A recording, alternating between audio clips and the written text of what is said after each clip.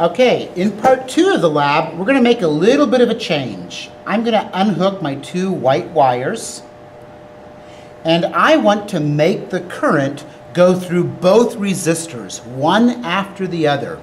So what I'm going to do is I'm going to take this red one and move it to this post. So the electrons will come out of the negative terminal. They'll go through the meter. They'll come to here. And then I want them to, after they go through here, I want them to go through the other one. So I'm going to get a yellow wire, and I'm going to connect this side right here with my yellow wire over to this side here. So that means that the current is going to come through here. It's a little hard to see because of all the wires. Once it goes through here, it's going to go through the yellow wire to the next resistor, go through the next resistor, and then go back to the power supply. So we call this a series circuit. The electricity is going through both resistors, one after the other.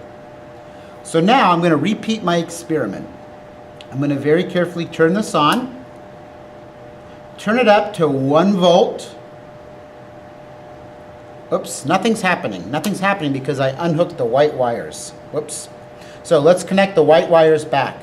The black wire, or the wire that goes to the black terminal, goes back over here by the black one.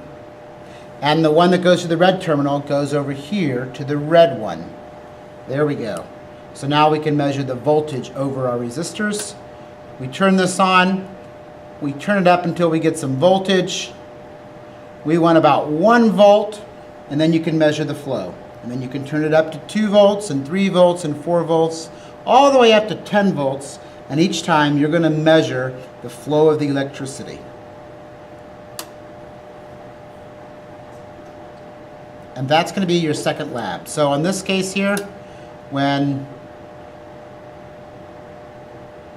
you're up to 10 volts or so, you should be able to read the current here, the flow, and you're going to collect data, and this is going to get plotted on the same graph as before, but it'll be a different series.